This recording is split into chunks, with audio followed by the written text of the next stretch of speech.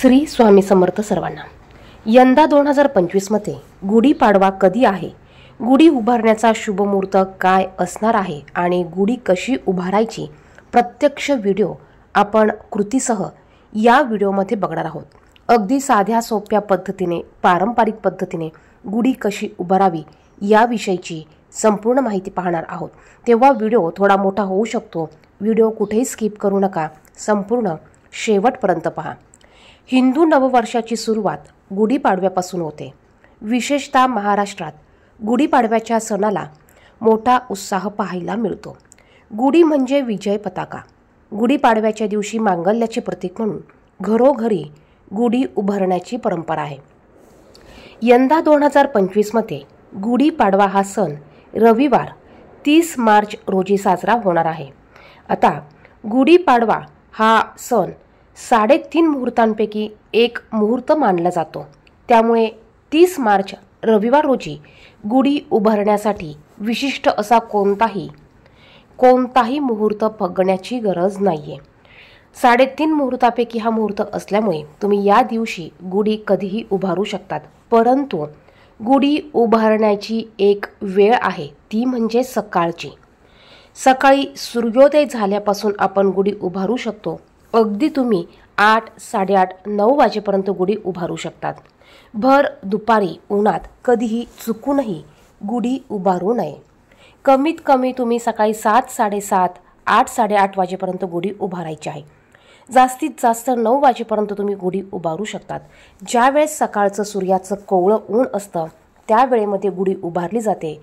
त्यानंतर 10, 10:30, 11, 12 वाजता भर दुपारी गुढी उभारायची नाहीये।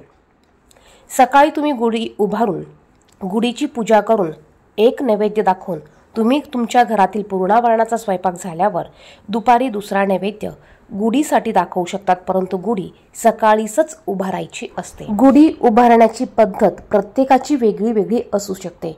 आता जे नवीन असतील, ज्यांना अजिबात साहित्य कोणते लागते, गुढी कशी उभारायची माहिती नाही, त्यांसाठी संपूर्ण माहिती आपण या व्हिडिओमध्ये पाहणार आहोत। सर्वात महत्त्वाचं म्हणजे गुढी उभारण्यासाठी आपल्याला एक साडी पाहिजे। ही साडी घेताना ही नवी कोरी असावी, कोणीही नेसलेली नसावी। त्याचबरोबर एक ब्लाउज पीस देखील आपल्याला घ्यायचा आहे।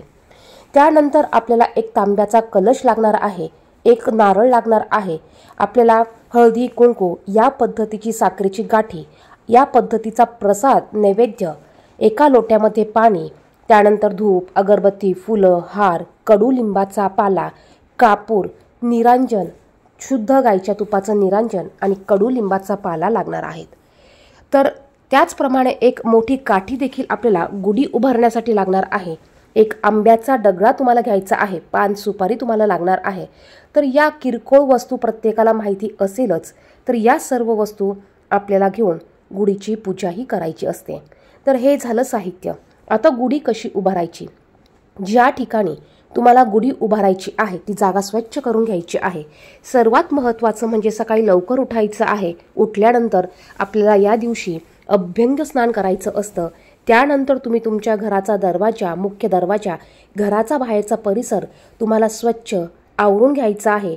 हळदीचं लेपन उंबरठ्यावर करायचं, हळदीचा पाण्याने सडा घालायचा आहे। हळद आणि गोमूत्राच्या पाण्याने दरवाजा स्वच्छ पुसून घ्यायचा आहे। तुम्हाला दरवाजाच्या बाहेर छोटीशी का होईना रांगोळी काढायची आहे, त्यावर हळदी कुंकू टाकायचं आहे। त्यानंतर आपली देवपूजा करून घ्यायची आणि त्यानंतर आपल्याला गुढी उभारायची आहे। या दिवशी थोडं लवकर उठून आपली देवपूजा उरकून घ्यायची आणि सकाळी आपल्याला गुढी उभारायची आहे। गुढी उभारण्यासाठी आपल्याला एक नवी कोरी साडी लागणार आहे। जी साडी तुम्ही कधीही नेसलेली नसावी अशी साडी घ्यायची आहे। तिच्या तुम्हाला मिऱ्या घालून या पद्धतीने घ्यायच्या आहे। तुम्ही साडी जरी घेत असाल, साडीमध्ये पदर जरी असेल, ब्लाउज पीस जरी असेल, तरी देखील तुम्हाला आणखीन एक ब्लाउज पीस घ्यायचा आहे। हा ब्लाउज पीस देखील आपल्याला घडी करून या साडी बरोबर घ्यायचा आहे। त्यानंतर आपल्याला एक बांबूची काठी लागणार आहे, ती स्वच्छ धुवून घ्यायची। बांबूची काठी स्वच्छ धुवून सुकायला ठेवायची आहे। त्यानंतर आपल्याला बांबूच्या काठीच्या टोकाला या पद्धतीने ही साडी आणि ब्लाउज पीस आपल्याला बांधून घ्यायची आहे। बांधण्यासाठी तुम्ही एक सुतळी घेऊ शकतात। सुतळीने या पद्धतीने साडी बांबूला लावून घ्यायची आहे।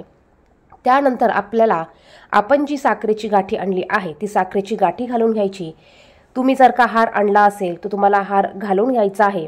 त्यानंतर कडुलिंबाच्या पानाचा डगळा तुम्हाला लावायचा आहे, आंब्याच्या पानाचा डगळा तुम्हाला याला लावून घ्यायचा आहे आणि हे सर्व काही तुम्हाला एका दोऱ्याने किंवा सुतळीने तुम्हाला घट्ट बांधून घ्यायचं आहे। तर या पद्धतीने मी इथे गुढी तयार करून घेतलेली आहे। बघा, ही गुढी नुसती मी तयार करून घेतलेली आहे आणि यानंतर आपल्याला तांब्याचा कलश घ्यायचा आहे। स्वच्छ तांब्याचा कलश छान घसून घ्यायचा आहे। तुमच्याकडे जर का तांब्याचा कलश नसेलच तर तुम्ही स्टीलचा तांब्या घेतला तरी चालेल। प्रत्येक पूजेमध्ये हा कलश आपण उताना ठेवत असतो, परंतु गुढी उभारताना हा कलश आपल्याला या साडीच्या वर पालथा घालायचा असतो। कलशाच्या वर आपल्याला थोडंसं कुंकू ओलं करून घ्यायचं आहे। याने आपल्याला एका बाजूला स्वस्तिक चिन्ह काढायचं आहे आणि दुसऱ्या बाजूला आपल्याला कुंकवाने 5 बोटं उमटवून घ्यायचे आहे। कुंकवाचे 5 बोटं उमटवताना नेहमी ते खालून वरच्या दिशेने आपल्याला उमटवायचे असतात। तर बघा, या पद्धतीने एक स्वस्तिक काढा, त्याच्यामध्ये 4 बिंदू न विसरता तुम्हाला द्यायचे आहेत। यानंतर 5 कुंकवाचे बोटं उमटवून घ्या आणि हा तांब्या आपल्याला गुढीच्या वर पालथा घालायचा आहे। पहा, व्हिडिओ थोडा मोठा होऊ शकतो कारण प्रत्यक्ष कृतीसह संपूर्ण पूजा विधी तुम्हाला या व्हिडिओमध्ये सांगितलेली आहे, तेव्हा व्हिडिओ कुठेही स्किप करू नका। व्हिडिओ बघायला आवडत असेल तर व्हिडिओला लाईक करा आणि कमेंट बॉक्समध्ये श्री स्वामी समर्थ लिहायला विसरू नका। तर या पद्धतीने हा तांब्या पालथा घालून घ्यायचा आहे आणि अशी ही उभारलेल्या गुढीची आपल्याला घराच्या बाहेर पूजा करायची आहे। आता तुम्ही गुढीची पूजा तुमच्या घराच्या बाहेरून आत येताना उजव्या बाजूला करू शकतात। काही जण घरातनं बाहेर निघताना उजव्या बाजूला करतात, काही जण आपल्या गच्चीवर देखील या गुढीची पूजा करत असतात। काहींच्या ठिकाणी गॅलरी असते तर तुम्ही गॅलरीमध्ये देखील या गुढीची पूजा करू शकतात। आता गुढी कशी उभारायची तर पहा, गुढी उभारण्यासाठी तुम्हाला ती जागा स्वच्छ पुसून घ्यायची आहे। छान अशी सुंदर तुम्ही रांगोळी काढायची आहे। त्या ठिकाणी तुम्हाला एक पाट किंवा चौरंग घ्यायचा आहे, त्याच्या खाली तुम्हाला एक रांगोळीने स्वस्तिक काढायचं, त्यावर हळदी कुंकू टाकायचं, त्यावर तुम्ही पाट किंवा चौरंग ठेवायचा आहे आणि या पाटावर किंवा चौरंगावर तुम्हाला ही गुढी तुम्हाला उभारायची आहे। पाटावर किंवा चौरंगावर ही गुढी ठेवल्यानंतर तुम्हाला त्याला कशाला तरी बांधायचं आहे, म्हणजे कशाचा तरी त्याला आधार द्यायचा आहे, म्हणजे गुढी ही चांगली उभी राहील। यानंतर आपल्याला छान सुंदर अशी शक्य होईल तशी रांगोळी काढायची आहे। रांगोळीवर हळदी कुंकू टाकायचं आहे। त्यानंतर पूजा करताना सर्वात अगोदर आपल्याला ह्या बांबूला हळदी कुंकू लावायचं आहे। तुम्ही सुरुवातीला खाली हळदी कुंकू लावू शकतात, त्यानंतर तुम्ही संपूर्ण बांबूला थोडा थोडा हळदी कुंकू सर्व ठिकाणी लावून घ्यायचा आहे। यानंतर आपल्याला हळदी कुंकू लावल्यानंतर पुन्हा एकदा पाटावर ज्या ठिकाणी आपण गुढी मांडली आहे त्या ठिकाणी आपल्याला गुढीची पूजा करायची आहे। आपल्याला गुढीला हळदी कुंकू लावून घ्यायचं आहे, अक्षदा अर्पण करायची आहे, फूल असेल फूल अर्पण करायचं आहे। त्या अगोदर आपल्याला दिवा देखील लावून घ्यायचा आहे। तुम्ही थोड्याशा अक्षदा ठेवून त्यावर दिवा ठेवून दिवा प्रज्वलित करून घ्या। दिव्याला देखील तुम्हाला हळदी कुंकू, अक्षदा असेल तर अक्षदा, फूल असेल तर फूल तुम्हाला अर्पण करून घ्यायचं आहे। यानंतर आपल्याला पान सुपारी घ्यायची आहे। आपल्याला यावर गणपती बाप्पांची पूजा करून घ्यायची आहे। 2 विड्याच्या पानावर किंवा आंब्याच्या पानावर तुम्हाला एक सुपारी ठेवायची आहे। सुपारीवर तुम्हाला हळदी कुंकू, अक्षदा, फूल असेल तर फूल तुम्हाला अर्पण करून घ्यायचं आहे। त्यानंतर नारळ तुम्ही आणला असेल तर एका बाजूला नारळ ठेवून घ्या।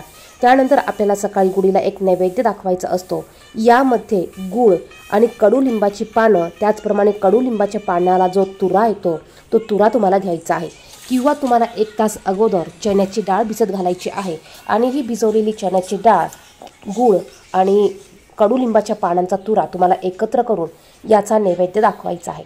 त्यानंतर तुम्हाला धूप दीप दाखवून घ्यायचा आहे। गुढीला अगरबत्ती धूपने ओवाळून घ्या।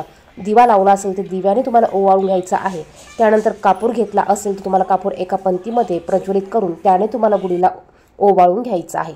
तर या पद्धतीने गुढीची पूजा करून घ्यायची आहे। गुढीची पूजा करताना घरातील सर्वांनी एकत्र गुढीची पूजा करायची आहे। त्यानंतर पहा, आपल्याला सकाळी हा नैवेद्य ठेवायचा असतो। कडुलिंबाची पानं किंवा तुरा, गूळ, त्याचप्रमाणे भिजवलेली हरभऱ्याची डाळ हा नैवेद्य सकाळी दाखवायचा आहे। त्यानंतर तुम्ही जो पूर्णावरणाचा स्वयंपाक करणार असाल तो स्वयंपाक झाल्यानंतर तुम्हाला गुढीला पुन्हा पूर्णावरणाच्या स्वयंपाकाचा नैवेद्य दाखवायचा आहे। तुम्ही नारळ आणला असेल तर तुम्हाला नारळ गुढीच पुढे फोडून घ्यायचा आहे। त्यानंतर घरातील प्रत्येकाने या गुढीची पूजा करायची आहे आणि गुढीला नमस्कार करायचा आहे।